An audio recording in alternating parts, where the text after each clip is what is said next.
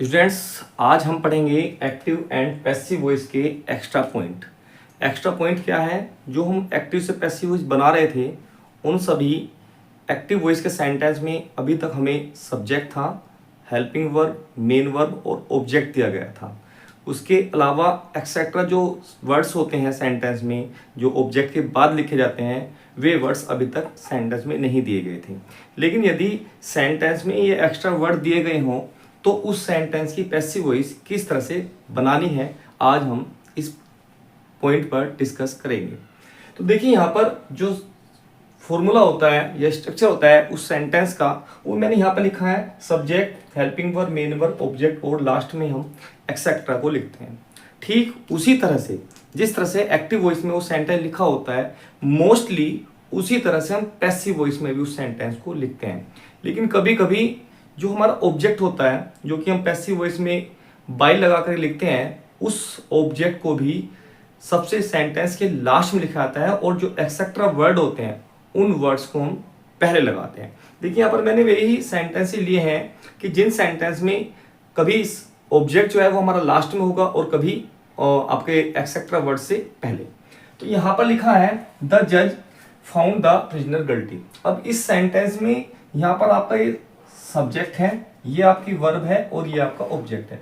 ये word extra है, ठीक है। अब इस एक्स्ट्रा वर्ड की पैसिव वॉइस कैसे बनेगी? Next, Akbar defeated Hemu in the battle of Panipat. यहाँ पर in the battle of Panipat जो है ये आपका एक्स्ट्रा वर्ड है। थर्ड सेंटेंस में he wrote an application to the class teacher for leave. यहाँ पर टू से लेकर के फॉर लीव तक आपका जो वर्ड है वो एक्स्ट्रा है। और लास्ट सेंटेंस में Neha does not bring the fruits from the market, ये वर्ड आपका एक्स्ट्रा है। कहने का मीन्स ये है कि ऑब्जेक्ट के बाद जो वर्ड लिखे हुए हैं वे सारे वर्ड हमारे एक्स्ट्रा पॉइंट में चले जाते हैं। अब इन सेंटेंसेज की हमें पैसिव वॉइस बनानी है, तो पैसिव वॉइस हम किस तरह से बनाएंगे, आइए स्टार्ट करते हैं। देखिए, ये जो सेंटेंस है इसमें द जज आपका सब्जेक्ट है, फाउंड आपकी वर्ब है और प्रिजनर जो है वो आपका ऑब्जेक्ट है। और हमारा फर्स्ट रूल है कि सब्जेक्ट को ऑब्जेक्ट के स्थान रखना है और ऑब्जेक्ट को सब्जेक्ट के स्थान रखना है। तो हमारा जो ऑब्जेक्ट है वो आपका द प्रिजनर है, तो सबसे पहले द प्रिजनर को लिखेंगे। तो यहां आ जाएगा द प्रिजनर। उसके बाद जो आपका सेंटेंस है वो आपका पास्ट इंडेफिनिट में है, क्योंकि यहाँ पर शो ऑफ हो रहा है कि सेकंड फॉर्म दी गई है। अब जब सेंटेंस आपका पास्ट इंडेफिनिट में है तो हम इसको चेंज करेंगे तो वो पहुंच जाएगा पास्ट कंटिन्यूअस में, जिसकी हेल्पिंग वर्ब होती है वाज वर्ब। तो प्रिजनर के अकॉर्डिंग जो हमारी वर्ब आएगी वो आपकी आएगी वाज, द प्रिजनर वाज। उसके बाद फाउंड की थर्ड फॉर्म फाउंड ही होती है, तो यहाँ पर फाउंड ही हो जाएगा। और लास्ट में जो आपका गिल्टी लिखा गया है इसको हम पहले लिख लेंगे। कभी ये पहले लिखा जाता है और कभी लास्ट में ही लिखा जाता है। तो यहां पर गिल्टी जो है वो पहले आएगा और उसके बाद जो आपका ऑब्जेक्ट है द जज, इसको बाय लगा करके सेंटेंस के लास्ट में लिख देंगे द जज। और इस तरह से हमारा सेंटेंस जो है, जो एक्टिव वॉइस में दिया गया था, वो पैसिव वॉइस में चेंज हो जाता है। सेकंड सेंटेंस हमारा Akbar defeated Hemu in the battle of Panipat. यहाँ पर अकबर सब्जेक्ट, डिफीटेड आपकी वर्ब है और हेमू जो है वो ऑब्जेक्ट है। और डिफीटेड जो है वो सेकंड फॉर्म है, जो कि हमें शो ऑफ कराता है कि सेंटेंस जो है वो पास्ट इंडेफिनिट में है। तो सेंटेंस जो ऑब्जेक्ट है हेमू, उसको हम सबसे पहले लिखेंगे हेमू। और सेंटेंस पास्ट में है तो यहाँ पर आ जाएगा हेमू के according was, Hemu was defeated, क्योंकि डिफीटेड की सेकंड फॉर्म ही थर्ड फॉर्म भी डिफीटेड होती है। तो Hemu was defeated by Akbar.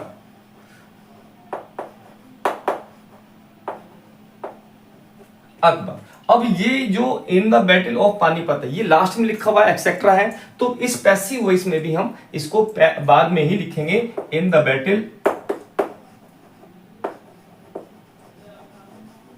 Of Panipat.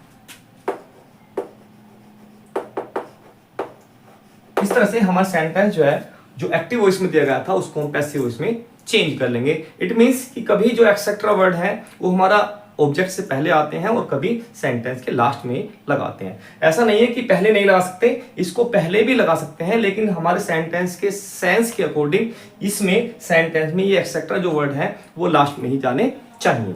Next sentence है he wrote an application to the class teacher for leave. तो यहां पर ही आपका सब्जेक्ट है, रोट आपकी वर्ब है और एन एप्लीकेशन जो है वो ऑब्जेक्ट है। तो ऑब्जेक्ट को उठा के सबसे पहले लिखेंगे एन एप्लीकेशन,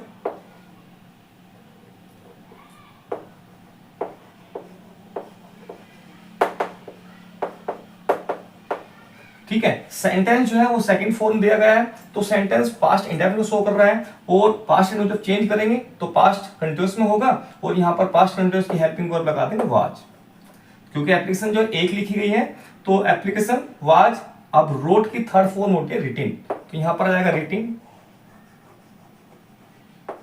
बाय किसके द्वारा, ही के द्वारा, ही का ऑब्जेक्ट होता है हिम, तो यहां पर आ जाएगा हिम और लास्ट में जो कुछ भी लिखा हुआ है इसको हम एज इट इज लास्ट में ही लिख देंगे टू द क्लास टीचर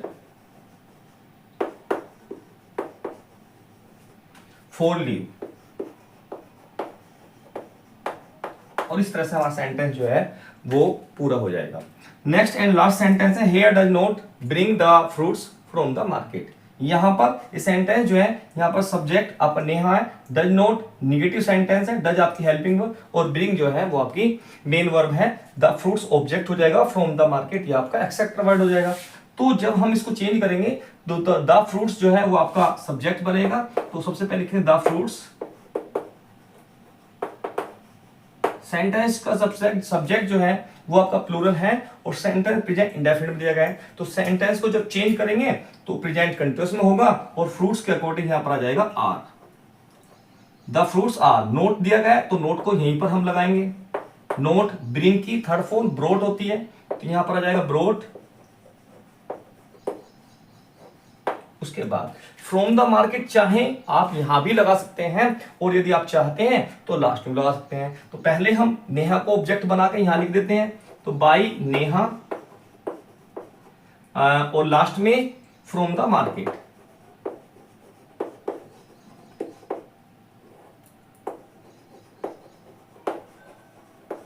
इस तरह से हमारा सेंटेंस जो है वो पैसिव वॉइस में चेंज हो जाएगा, या इस एक्स्ट्रा वर्ड को हम पहले भी लगा सकते हैं, कैसे, the fruits are not brought by from the market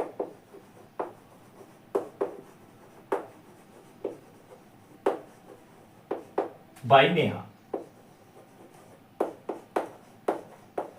इस तरह से हमारा सेंटेंस जो है वो कंप्लीट हो जाता है। इट मींस जो हमारे एक्स्ट्रा वर्ड होते हैं यदि वो सेंटेंस में दिए गए हैं तो उनको लेकर के भी टेंशन लेने की कोई आवश्यकता नहीं है, क्योंकि जो सेंटेंस में एक्स्ट्रा वर्ड दिए गए हैं उनको एज इट इज सेंटेंस के लास्ट में रखते हैं, और यदि सेंटेंस का सेंस ये कहता है कि वो पहले आने चाहिए तो आप उनको पहले भी रख सकते हैं। ओके, आगे बात करते हैं, यदि सेंटेंस में डबल ऑब्जेक्ट दिया गया है तो उस डबल ऑब्जेक्ट की सेंटेंस में पैसिव वॉइस किस तरह से बनाई जाती है। तो चलते हैं अपनी नेक्स्ट स्टूडेंट्स। फर्स्ट सेंटेंस है सालू गेव मी ए मोबाइल। यहां पर सालू जो है वो आपका सब्जेक्ट, गेव आपकी वर्ब, मी आपका ऑब्जेक्ट और ए मोबाइल जो है वो भी आपका ऑब्जेक्ट है। सेकंड, मिस्टर गुप्ता टीचेज अस फिजिक्स। यहां पर मिस्टर गुप्ता सब्जेक्ट है, टीचेज आपकी वर्ब है और अस जो है ये आपका ऑब्जेक्ट है और जो फिजिक्स है ये भी आपका ऑब्जेक्ट है। यहां पर देखिए मैंने स्ट्रक्चर लिखा है, सेंटेंस में सबसे पहले सब्जेक्ट होता है, फिर helping verb plus main verb. उसके बाद हम यदि दो ऑब्जेक्ट सेंटेंस में दिए गए हैं तो पहले इनडायरेक्ट ऑब्जेक्ट लिखते हैं, उसके बाद डायरेक्ट ऑब्जेक्ट लिखा जाता है। और पैसिव वॉइस जो है इन दोनों ऑब्जेक्ट को लेकर के बना सकते हैं। कैसे, आइए समझते हैं। पहले मी को लेकर के पैसिव वॉइस बनाते हैं। यदि मी को यहां रखेंगे तो आपका हो जाएगा आई, सेंटेंस आपका पास्ट में है तो रूल के अकॉर्डिंग वाज आ जाएगा, आई वाज, गिव की थर्ड फॉर्म गिवन। उसके बाद जो ए मोबाइल है उसको पहले लिखेंगे,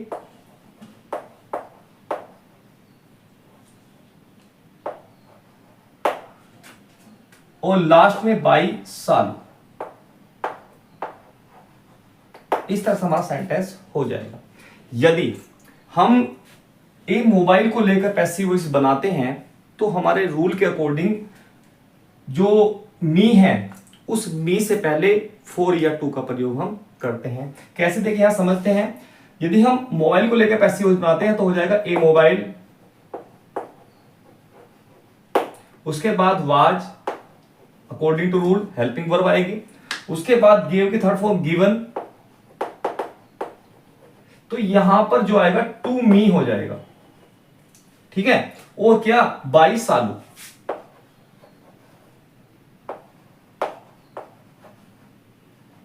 इस तरह से हम सेंटेंस की पैसिव वॉइस बना देंगे। कहने का मीन्स ये है, यदि हम मी को लेकर पैसिव वॉइस बनाते हैं जैसे यहां पर लिखा है, तो हम सेंटेंस को जैसा पहले बना रहे थे सेम उसी तरह से पैसिव वॉइस बना लेंगे। लेकिन यदि हम डायरेक्ट ऑब्जेक्ट को लेकर पैसिव वॉइस बनाते हैं तो हमें इनडायरेक्ट ऑब्जेक्ट से पहले टू या फोर प्रीपोजिशन का प्रयोग करना पड़ेगा।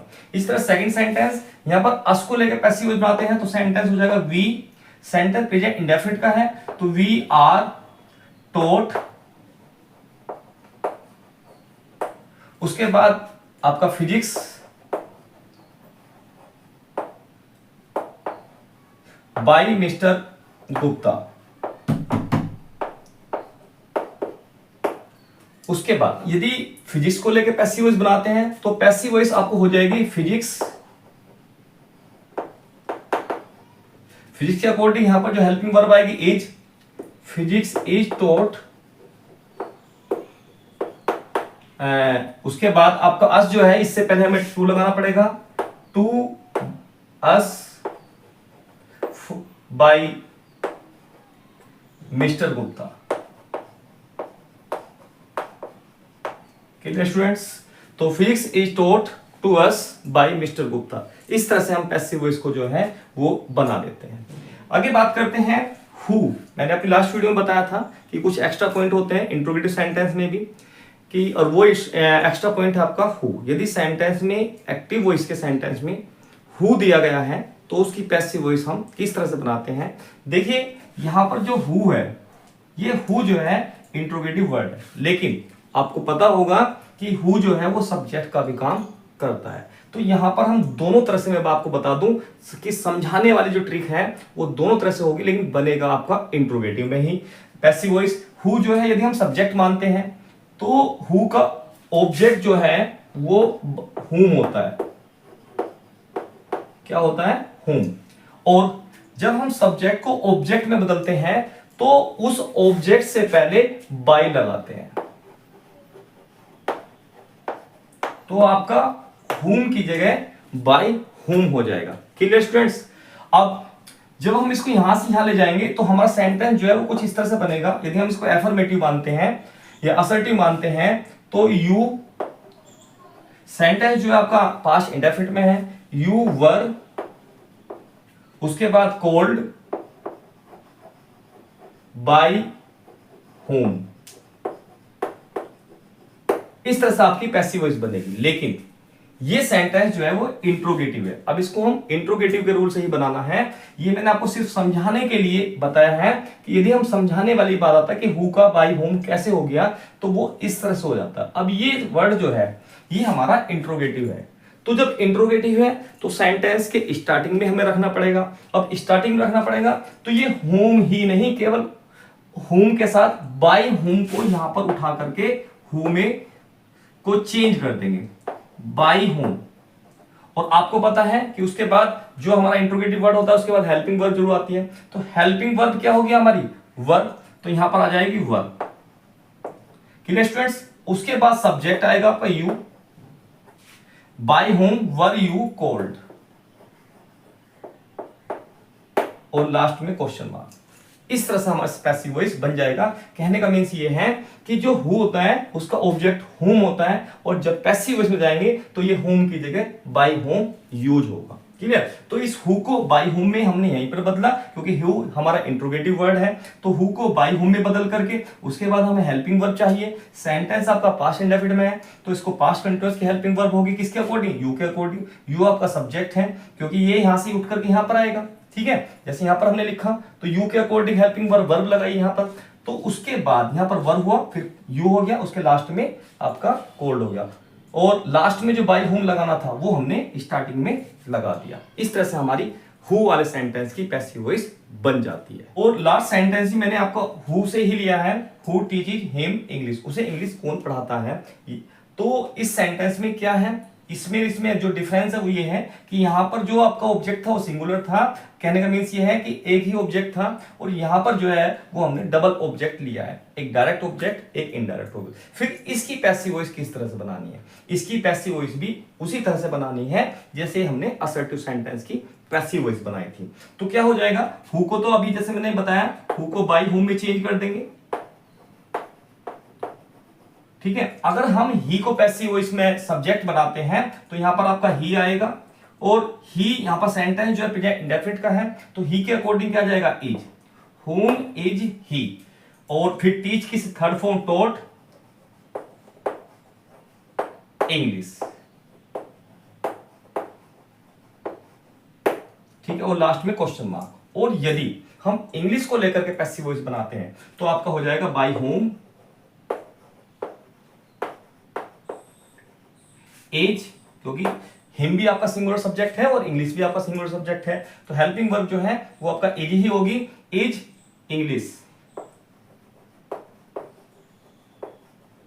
ठीक है। और उसके बाद टोट और टू, अब ये जो यहां पर ही था वो यहां पर हिम में ही रहेगा, हिम, और लास्ट में क्वेश्चन मार्क। इस तरह से हमारी पैसिव वॉइस जो है वो डबल ऑब्जेक्ट की और हु के द्वारा भी बन जाती है, या हु वाले सेंटेंस की जो पैसिव वॉइस है वो हम आसानी से बना सकते हैं। तो आई होप ये जो एक्स्ट्रा पॉइंट हैं जो मैंने आपको बताए हैं ये आपको अच्छे से क्लियर हो गए होंगे।